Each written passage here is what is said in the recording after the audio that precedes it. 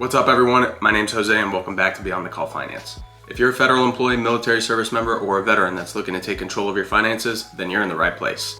On this channel, we help people like you maximize their benefits and build real wealth beyond their call to serve. So, if financial freedom sounds like a mission that you want to be on, then hit that subscribe button and let's get to work.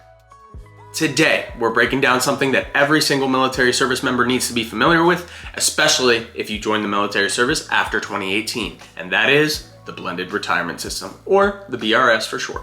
In this video today, we're going to be discussing three main topics associated with the blended retirement system. Topic number one, what is the blended retirement system? In this section, we'll be talking about how the blended retirement system compares with the legacy system or the high three system, and we're going to be talking about why it even matters that I know about it. Topic number two, we're going to be talking about the pros and cons of the BRS system, because let's be honest, not everyone's a fan. And finally, topic number three, we're going to talk about how to maximize your blended retirement system benefits and how to effectively prepare for retirement. We're going to be discussing all of this and more, so make sure you make it to the end of the video. Trust me, you're going to want to stick around, Roger. All right, section number one, what is the blended retirement system? Well, simply put, it's a modernized approach to military retirement that blends elements of the old legacy pension program known as a high three pension program with a 401k style retirement savings plan known as the thrift savings plan. In this video, I'm not going to dive too deep in the thrift savings plan. I already created an entire video associated with the thrift savings plan, and if you want to check it out, I'll put a link down in the video description below. Feel free to check it out after you finish this video up. Now, before 2018, military retirement used to be an all or nothing deal. You either served 20 years and you got a pension, or you left with nothing. The BRS changed that. And here's how it works. There are four elements that you need to know about when it comes to the BRS. Element number one, the defined benefit pension. If you serve for at least 20 years, then at 20 years in the BRS, you are eligible for a 40% pension, and that's 40% of your base pay. Now that is a slight reduction from the high three legacy system, as the legacy system offered a 50% pension at 20 years. You still get a pension and you get it right after you retire, which is absolutely amazing. Element number two, defined contribution, also known as TSP or government match. Now, when you join the military, the US government will automatically give you 1% contribution toward your TSP. However, they're willing to match an additional 4% for a total 5% match on any contributions that you make to your TSP. However, critical to that is that you invest 5% towards your TSP in order to be eligible for the government match. Ladies and gentlemen, I mentioned it in my last video, that's free money. Take the money. Take it and run. Take it and run. Element number three, continuation pay. If you're an active duty military service member between the service window of 8 to 12 years, then you're eligible to receive continuation pay. Continuation pay is typically a one-time lump sum payment that equates to 2.5 times your base pay. Now, caveat to this is that every single military service branch has a different policy associated with continuation pay. I've included links to every single service branch continuation pay page so that you can get the most up-to-date information associated with continuation pay for your branch of service. And then finally, element number four, the lump sum option, where you're eligible to take out 25 to 50% of your pension at the beginning of retirement. We're going to be discussing the pros and cons of this option, so buckle up, buttercup. It's gonna get spicy. Essentially, the BRS allows you to maximize the power of compound interest in a tax advantage account through the TSP while still giving you access to something that is an absolute rarity nowadays, and that is a pension. In the United States of America, a pension is not common anymore at all. And the fact that the military still offers a pension to its service members after only 20 years of service is amazing. It's absolutely amazing. Chef's keys. Oh, and you get some pretty sick perks along the way too. All right, let's dive into the pros first. Pro number one, you don't have to serve a full 20 years of service in order to walk away with retirement savings. Now, thanks to the TSP, you can contribute from day one in military service and continue going until the day that you decide to get out, and you'll still be able to walk away with a decent chunk of change. Now, the big caveat to this is that when it comes to the government matching portion of the contributions, that money technically isn't yours until you serve the minimum service requirement of 2 years. At the 2-year mark, you'll be fully vested in the government matching portion of those contributions, and they'll be yours to walk away with whenever you decide to get out of the military. Pro number two, and I discussed this in the last video, government matching.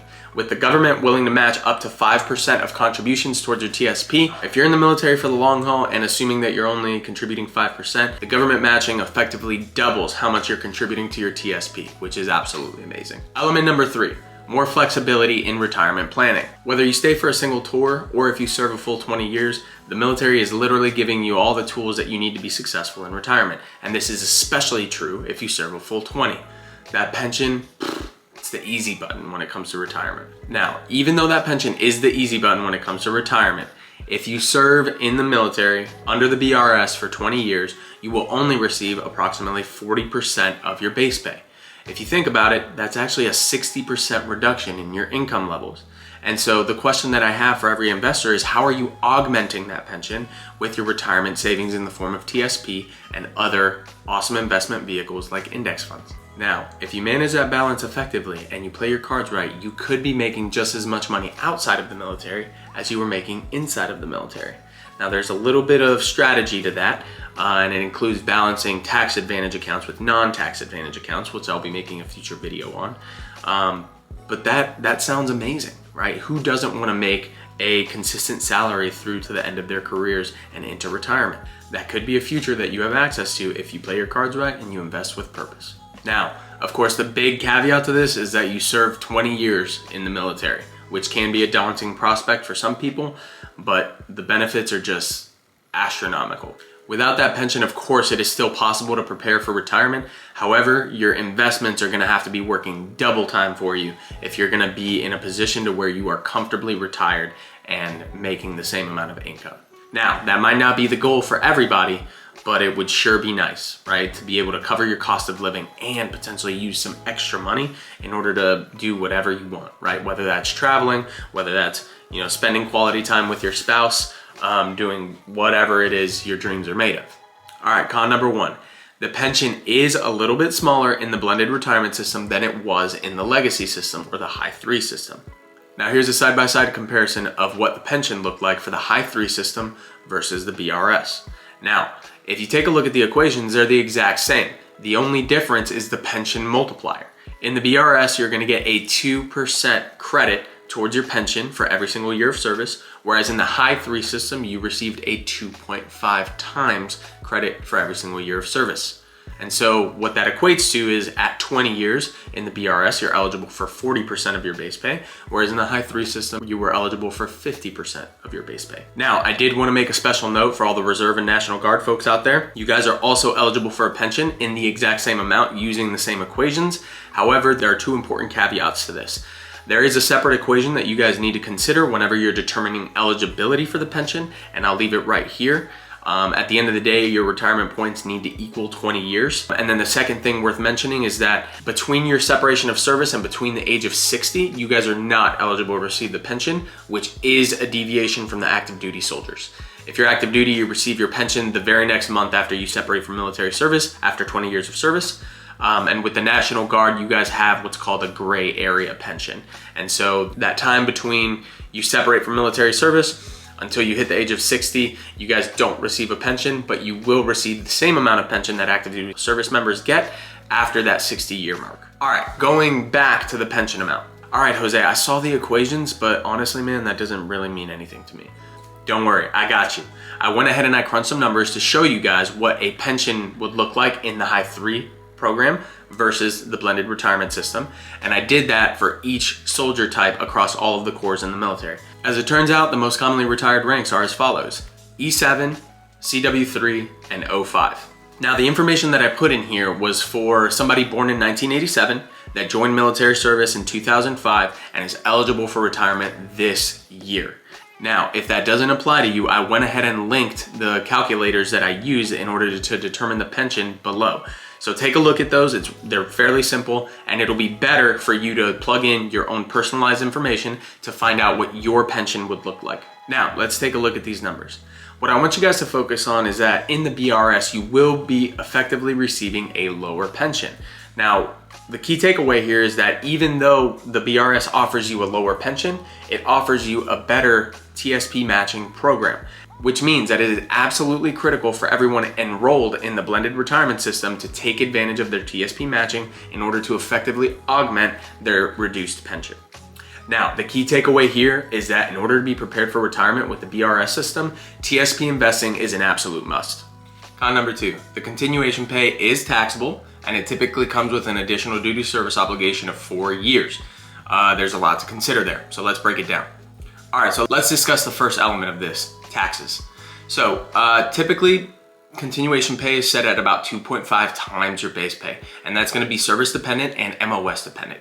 If you have any particular questions associated with continuation pay, what your multiplier is, what your eligibility window is, I went ahead and linked all of the service branch pages that have the memorandums on them associated with continuation pay. So if you have a particular question about what your situation is, go ahead and click on those links and take a look down there below. So taxes, I'll go ahead and share my example with you guys. That way you guys can use that as a baseline from which to make your decision and kind of analyze your situation. So I applied for my continuation pay when I was a 10-year captain. So my base pay at the time was about $7,700. So I was like, cool, 2.5 times, which is the Army standard for continuation pay, 2.5 times $7,700 is approximately $19,000, a little bit over. However, when I actually received my continuation pay, it was not $19,000, it was about $14,400, which, don't get me wrong, is still a good chunk of change, but it wasn't how much I was planning for, okay? So if you crunch the numbers a little bit, the taxes actually came out to about 24.3%. which is kind of a lot. That's kind of a lot. When you are applying for your continuation pay, it's important to consider how much is actually gonna be taken out for taxes. And if you are putting that money towards something in particular, make sure that you're taking a look at that reduced amount and not the full 2.5 times your base pay, because unfortunately that's not what you're gonna get. All right, the second element to continuation pay to consider, and that is the additional duty service obligation, or ADSO for short. Now, when you accept continuation pay, you are agreeing to serve an additional 4 years in the United States military. Now, that's a big decision if you take into account the eligibility window. The eligibility window is typically set at 8 to 12 years. That's what it was for the Army in calendar year 25. However, and this is very important, it is subject to change. Already the verbiage in the memorandum for the United States Army is stating that for each subsequent calendar year, the eligibility window will be different, and then 2 years from now, it is going to be reassessed in order to make sure that the Army's spending the right amount of money and making sure that they're incentivizing the things that they want to incentivize. So what should you be considering there, right? If you take a look at the 8 to 12 eligibility window with an additional 4 years of service that are obligated after taking the continuation pay, that is 100% going to take you over the 10-year hump. So if you're interested in pulling out the continuation pay, that's great. Just be advised you're gonna be going over the 10-year hump, which is probably gonna take you all the way to the end of a full 20-year career. That is a big decision, that's a big step. So make sure that you're doing the analysis appropriately and making sure that you are, not taking it lightly. All right, con number 3, the lump sum payment. Now, again, I'm hesitant to call this a con, similar to how I was hesitant to call the continuation pay a con, but there could be some major cons taking the lump sum if you don't do it correctly, if you don't analyze it appropriately, and if you just kind of do it off the cuff, right? So the lump sum payment is available. You just have to notify your service branch 90 days prior to getting out of the military that you would like to take the lump sum option. Now, what is the lump sum option? So the lump sum payment is great. It's an option that the United States military gives you upon retiring, where you can pull out 25 to 50% of your total pension value. Now, what the military does is they take the total value of your pension over time and they apply a discounted rate to that. So they reduce the total value of your pension, and then they allow you to pull out 25 to 50% of that reduced amount. What that means is that you'll be receiving a huge amount of money up front, but what that also means is that on a monthly basis, the pension that you're receiving from the United States military is also going to be reduced by 25 to 50%, right? So there's a lot to consider there. There's a lot to unpack there. Let's run some numbers real quick to give you a quick example so we can get through this con in particular. All right, so let's crunch some numbers. So the projection that I'm running is gonna be based off of a lieutenant colonel that served for 20 years. These numbers that I'm using are exclusively for the sake of this projection, and I did modify the numbers so that they would be nice round numbers so that it would be easier to understand the concept as opposed to it being 100% accurate, okay? So the numbers that I'm using is that a lieutenant colonel retiring at 20 years will make approximately $10,000 a month, and that is across the highest 36 months of their final years of service, okay? Based off of that, the BRS pension amount then on a monthly basis would be $4,000, right? That makes sense. For BRS, you get 40% of your averaged out base pay. So $10,000 at 40% would be $4,000, right? So for the lump sum payment, the United States military uses what's called the present value calculation. And so they take the total amount of your pension and they calculate it to what its present value would be. And then they use that number in order to determine the 25% and 50%. So based off of the projection that I ran with ChatGPT, because I don't math good, is approximately $650,000 would be the total present value of a lieutenant colonel retiring at 20 years. So $650,000 is the number that they would pull the 25 and 50% from. At 25%, if you were a lieutenant colonel at 20 years, with $650,000 being the total present value of your pension, then your 25% lump sum option would equate to $162,000 up front, and that would equate in a reduced pension of $3,000 a month, right? So $4,000 to $3,000 because that's 25%, and you would receive that $162,500 as a lump sum payment. Now, if you were to exercise the 50% option, your lump sum would double. It would be $325,000 up front, and your pension would be reduced on a monthly basis down to $2,000 a month. Now, when it comes to the actual monthly reduction, right, the $4,000 to $2,000, $4,000 to $3,000, based on whichever option you pick, that reduction is only gonna last until you hit Social Security age, which is 67 for most. And then at 67, it's gonna be restored to its full value, which again, in this scenario was $4,000. Okay. All right, the key thing to consider with the lump sum is that if you do exercise the lump sum, you're gonna be receiving a huge amount of money on the year that you retire. You're gonna be paying a lot of taxes. And so one way to mitigate that is that the military allows you to split that lump sum up into 4, and you receive that lump sum in 4 equal payments each consecutive year after you retire. And that'll help with the tax bill, right? But you have to do some analysis on what your own personal situation is gonna be. If you decide to leave the military and go into another job, you know, regardless of how much you're making in that other job, you know, you're gonna get the lump sum plus whatever your new job salary is gonna be, and you're still gonna pay a lot of taxes, regardless on if you elect to receive it over the course of 4 years. The second thing to consider with the lump sum, you're allowing the Department of Defense to discount your pension. They're reducing the total amount of the pension, and then that's taking out the 25 and the 50%. So, you know, you're allowing someone to reduce the total amount of money that you would be receiving. So just keep that in mind, right? Because you're not gonna get that back. The other thing to consider is, you know, the monthly pension reduction. Is that okay for you, right? Are you gonna be able to sustain yourself over the course of your retirement with a reduced pension? Because let's say you retire after 20 years. For a US military officer, we start service around 22, 23 years of age. So after 20 years of service, you're only gonna be 43. So from the age of 43 all the way up to the age of 67, that's a pretty decent amount of time, right? That's 24 years. So with a reduced pension amount on a monthly basis, are you going to be able to sustain yourself over the course of 24 years? That's a question you have to ask yourself, and that's something that you have to analyze personally, right? Because you're gonna be familiar with your financial situation, how much debt you have, how many people you're taking care of, and what your goals are in retirement. Bottom line, the BRS gives you a lot of great tools and options to exercise in order to give you flexibility as a military service member in preparing for your retirement. However, the caveat to that is that there's a lot of analysis to be done, right? You have to take a look at your own personal financial situation, and you have to analyze whether or not exercising those options are gonna be the right choice for you. And so if you have any questions, just leave a comment below, or if you want some privacy, then go ahead and email me at beyondthecallfinance@gmail.com. I would love to start helping people on a one-to-one basis in determining whether or not they're on the right financial track, or even if they have, you know, a one-off problem set that they want to get some help working through, like accepting continuation pay or like accepting the lump sum payment. There's some analysis that needs to be done, and I'm happy to do that with you guys. The other element that I want you to consider when it comes to these cons is TSP investing. I want to reinforce the importance of TSP investing, because if you are not investing in your TSP simultaneously in the blended retirement system, then you're simply leaving money on the table, right? The BRS is great. They give you a lot of great tools to exercise in order to give you flexibility in retirement planning, and they offer you a pension, which is awesome, but it's not as good as the legacy system. So the days of, you know, accepting your pension as part of the legacy system, not investing in your TSP because that'll be enough to take you through retirement, those days are simply over, okay? You need to invest in your TSP in order to augment the BRS pension because it is a reduced pension rate. And so that said, that takes me into the best practices that you need to consider when it comes to navigating the blended retirement system. Let's discuss those.